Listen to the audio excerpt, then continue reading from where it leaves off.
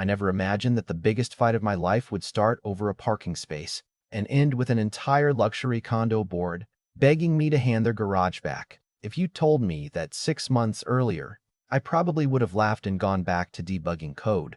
But sometimes people get so obsessed with proving they're in charge that they forget to ask one very important question. Who actually owns what they're trying to control? My name is Ethan Cole, and until recently I lived in one of those polished downtown Portland condo towers where everything looked perfect from the outside. Marble floors that echoed under expensive shoes, fingerprint scanners on every entrance, fresh flowers in the lobby every Monday morning, and a homeowners association that acted less like neighbors and more like a private government. I bought my condo after nearly 12 years of working as a cybersecurity consultant, saving every bonus, every overtime check, every tax refund. It wasn't flashy. It was simply the first place that truly felt like mine. The only thing that never quite fit the building's image was my truck, a dark blue Ford F-250 that had been with me through camping trips, helping friends move, hauling supplies for my dad after hurricanes, and more memories than I could count. It wasn't lifted. It wasn't loud. It was clean, maintained, and legally parked. Apparently that still offended certain people. The board president was a woman named Diane Caldwell, former corporate executive, perfectly pressed clothes every single day, always carrying a leather portfolio like she expected cameras to appear around every corner. She had this habit of smiling while insulting you, the kind of smile that somehow made everything worse. The first time she walked past my truck, she tilted her head, looked at it like it was garbage left on the sidewalk, and said, "Interesting choice for a luxury residence." I laughed because I thought she was joking. She wasn't. A few mornings later, I caught her standing beside my truck holding a tape measure. I actually thought she was checking parking lines until I realized she was measuring the height of my roof. She didn't even acknowledge me, just wrote something on a clipboard and walked away. The next day, same thing. Then again the following afternoon. My neighbors started noticing too. One older gentleman named Frank leaned over while walking his golden retriever and whispered, "She's been measuring that truck all week. You must have really gotten under her skin." I shrugged it off because honestly, I had deadlines, conference calls, and clients who cared a lot more about ransomware than parking politics. Then the certified letter arrived. My parking permit had been revoked immediately because my vehicle exceeded the association's preferred height guideline by 3 inches. 3 inches. The letter actually described it as commercial-style transportation inconsistent with the architectural character of the community. I read that sentence 3 times because I genuinely thought someone was playing a prank. I called the management office. The receptionist sounded embarrassed before I even finished explaining. "I'm sorry, Mr. Cole. The board made the decision." "Is there an appeal process?" I asked. "You can attend next month's meeting." Next month. Meanwhile, I was still paying nearly $400 every month for a parking space I wasn't allowed to use. So I started parking almost a mile away in a public garage. Portland rain has a way of finding every opening in your jacket. By the time I reached my building each morning, my shoes were soaked. My laptop bag was damp, and my hands felt numb from the cold. Every single walk past my own building, I'd glance underground through the garage entrance and see my assigned space sitting empty, waiting for nobody. That wasn't what frustrated me the most. What bothered me was the principle. I wasn't asking for a favor. I was asking to use something I was already paying for. Diane, meanwhile, seemed strangely pleased with herself. Every board meeting notice included another reminder about preserving community standards. She'd walk through the lobby with residents following behind her like interns chasing a CEO. One evening, we crossed paths near the elevators. She looked at me, smiled politely, then said, "Perhaps next time you'll purchase a vehicle that complements the neighborhood." I smiled back, "Maybe next time you'll find something more productive to measure." Her smile disappeared instantly. That should have been the end of it. Except people like Diane rarely stop once they think they've won. A week later, management emailed me another warning stating my truck would be permanently banned from future access, even if the policy changed. That email bothered me enough to pull every document from my original condo purchase out of a storage box. Closing papers, mortgage documents, survey maps. Every page. I wasn't looking for a miracle. Honestly, I was just trying to understand how they could legally take away something attached to my property rights. Hours passed. Coffee turned cold. My dining table disappeared beneath stacks of paperwork. Then I noticed something I'd completely ignored years earlier. A tiny appendix referencing a separate ownership entity connected to the underground garage. Curious, I kept reading. And somewhere around page 47, my entire understanding of that building changed. I wasn't reading about an HOA-owned parking structure. I was reading about a lease, one that had quietly expired months ago. Suddenly, every piece of Diane's confidence made perfect sense, and so did the opportunity sitting right in front of me. I must have reread those pages 10 times before I finally leaned back in my chair and laughed. Not because it was funny, because it was unbelievable. All those months Diane had been walking around that building acting like she owned every square inch of it, measuring my truck, issuing violations, threatening me with permanent bans, and the entire underground garage wasn't actually controlled by the association anymore. Years earlier, the original developer had separated ownership of the parking structure into a small real estate holding company before selling the residential units. Somewhere along the way, that company had quietly been purchased by the investment group that later sold individual ownership interests. And somehow, buried deep inside my closing package, was documentation showing that I had acquired the controlling ownership of that entity as part of a restructuring deal. Nobody ever bothered explaining during closing. The condo association had simply continued leasing the garage under an old month-to-month agreement after the original master lease expired, apparently assuming no one would ever notice. Apparently, they were right, until they decided to make my truck their personal obsession. The next morning, I didn't storm into the management office. I didn't send angry emails. I scheduled a meeting with a real estate attorney named Melissa Grant. She spent almost 2 hours reviewing every page while I sat there trying not to get my hopes up. Finally, she removed her glasses, smiled, and asked, "Did they really revoke your parking privileges?" "Over 3 inches," I answered. She laughed so hard, coffee almost came out of her nose. Then she became serious again. "Ethan, unless there's something hidden we haven't found, you have every legal right to terminate this lease." "They're using my property?" She nodded. "Without a current long-term agreement." Yes, that single sentence changed everything. Melissa warned me not to act emotionally. "If you're going to do this," she said, "do it professionally. Follow every legal requirement. Give proper notice. Leave no room for them to claim retaliation." That advice probably saved me millions. 30 days later, the association received a formal termination notice. No threats, no insults, just legal paperwork informing them that the month-to-month parking lease would end exactly 30 days from delivery. I almost expected Diane to call immediately. She didn't. Instead, 3 weeks passed in complete silence. Either she hadn't read it, or she assumed it was some kind of bluff. Then came the final afternoon before expiration. I hired a commercial locksmith, a licensed security company, and 2 off-duty deputies hired through a private security contractor just in case anyone tried turning it into a circus. Every gate code was replaced. Every access credential was deleted. Temporary signs went up at every entrance. PROV, property. Authorized access tests only. PRMIT, holders must register with management of property owner. The locksmith looked at me before leaving and asked, "You expecting trouble tomorrow?" I smiled. "Honestly, I think tomorrow is going to be unforgettable." I wasn't wrong. At 6:30 the following morning, my phone started vibrating non-stop. First one voicemail, then 5, then 12. Around 7, I drove toward the garage entrance just to observe from across the street. It looked like a traffic documentary. Luxury SUVs lined the entrance ramp. Teslas, Mercedes, Range Rovers, a Porsche with its emergency flashers blinking while people leaned on their horns. Residents kept pressing garage remotes that no longer worked. The gate didn't move an inch. One young father climbed out carrying an infant while trying to calm his wife, who looked ready to cry because she couldn't get to work. A delivery driver blocked half the street. Somebody actually started arguing with another resident over whose fault the delay was. Meanwhile, I quietly watched from a coffee shop patio across the intersection. Wearing sunglasses and trying very hard not to smile, around 8:15 Diane arrived. Even from across the street I could recognize her posture. Fast walk, perfect posture, clipboard tucked under one arm like she was marching into battle. She demanded the security guard open the gate. He politely handed her my attorney's contact information. She read the letter once, then again, then looked around like reality itself had betrayed her. 10 minutes later my phone rang. "Mr.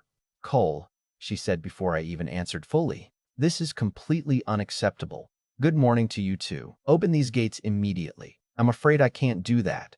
You are interfering with community operations." "Actually," I replied, "I'm simply managing my own property." There was a long silence. Your property? She finally asked. You should probably read the lease. She hung up without another word. By noon, management's attorney emailed Melissa threatening lawsuits for damages, resident inconvenience, business interruption, emotional distress, and about 6 other claims that sounded impressive until Melissa answered with one short response attaching copies of the expired lease. That afternoon, Diane requested an emergency meeting. I attended with Melissa sitting beside me. Residents packed the room. Nobody looked happy. Before Diane could even begin speaking, a woman stood up and pointed directly at her. Is it true you've been collecting parking fees for property we don't even lease anymore? Another resident shouted, I've been paying $400 every month for 8 years. Someone else yelled, why was his truck banned in the first place? The room exploded. Diane tried restoring order by hitting the table with a gavel. Nobody cared. She finally looked toward me. Mr. Cole, what exactly do you want? I slid a folder across the table. A new lease. She opened it. Her face drained of color almost immediately. 15-year agreement. Annual lease payment of $480,000 indexed for inflation. $120,000 signing payment due immediately. Property maintenance transferred to the association. Full insurance coverage. And one additional clause. Final authority over all future parking regulations would belong to the owner's appointed Parking Oversight Committee, chaired by me. She looked up in disbelief. This is extortion. Melissa calmly answered before I could. No, extortion would require unlawful pressure. This is a business proposal. You're free to decline. Diane shoved the contract back across the table. We'll never sign this. I nodded. That's entirely your choice. The next morning I launched phase 2. If the association didn't want the lease, someone else might. We listed monthly parking permits online for commuters working downtown. Premium secured garage, 24-hour monitored access, climate controlled, $600 per space. Within 6 hours, we received more than 40 serious inquiries. Several nearby businesses contacted us about corporate parking contracts. One hotel manager even asked whether entire sections could be reserved for guests. Suddenly, the garage wasn't sitting empty anymore. It had become valuable, very valuable. Residents panicked. Cars left overnight were towed after proper legal notices expired. Visitors couldn't find parking.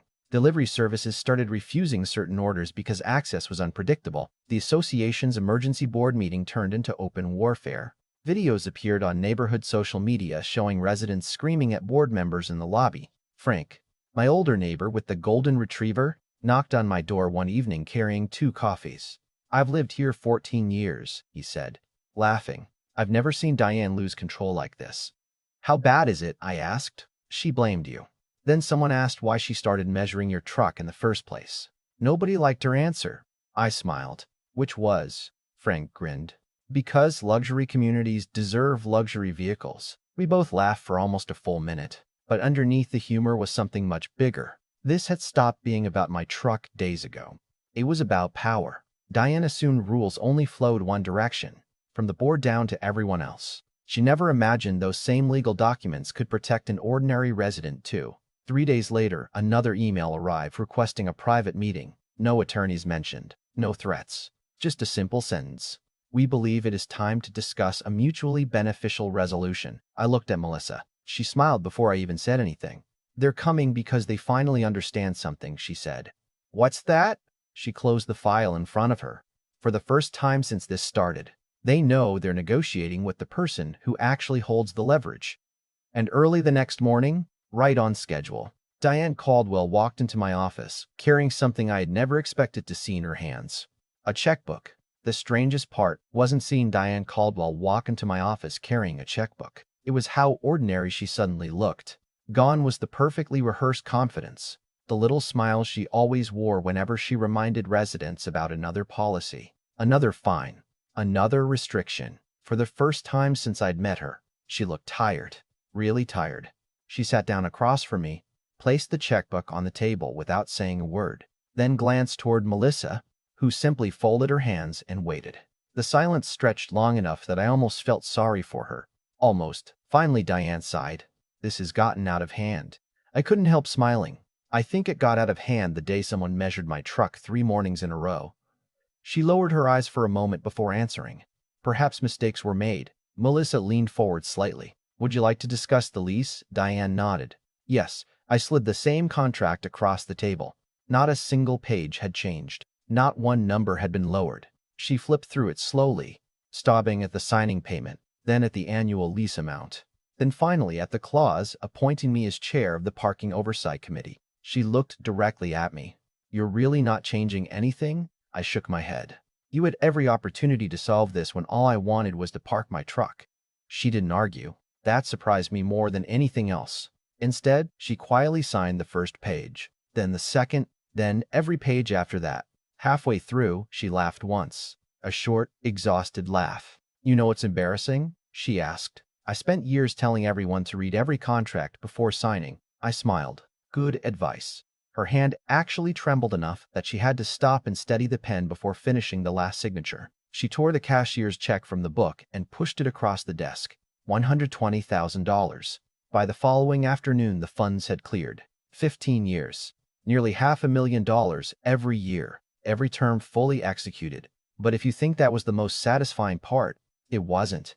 2 days later, I attended my first official Parking Oversight Committee meeting. Residents filled every chair, not because they wanted another argument, but because everyone wanted to know what would happen next. I stood at the front of the room holding one sheet of paper. "Effective immediately," I said.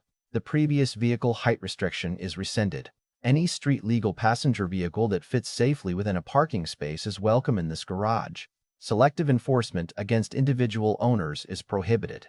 The room stayed quiet for 1 second. Then someone started clapping. Another person joined. Soon almost everyone was applauding. Frank caught my eye from the back row and gave me a thumbs up while his wife laughed beside him. A young couple who had barely spoken to me before walked over afterward and thanked me.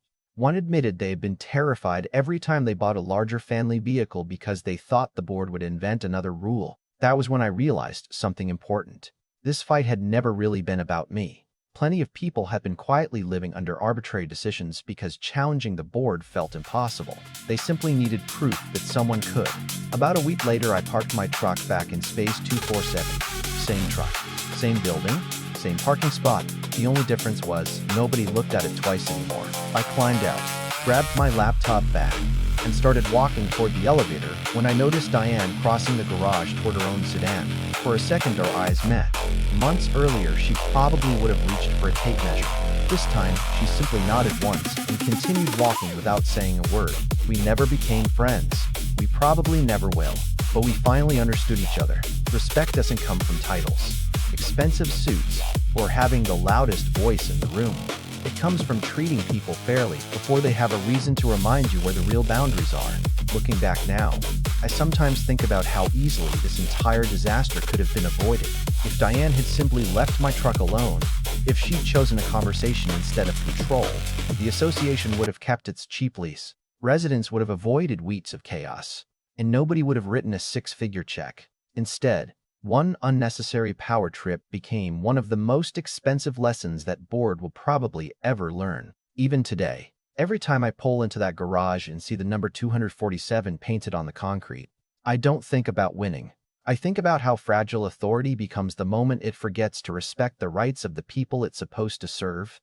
So now I'm curious, if you were in my position, would you have reopened the garage under the same terms? Or would you have walked away and rented every single parking space to the public instead? Let me know what you honestly think in the comments, because I've seen people argue both sides of the story, and I still wonder which choice was the right one. If you enjoyed this story, don't forget to like, subscribe, and share it with someone who's ever had to deal with an HOA that forgot who they were supposed to represent. Your opinion might be very different from mine, and that's exactly what makes these conversations worth having.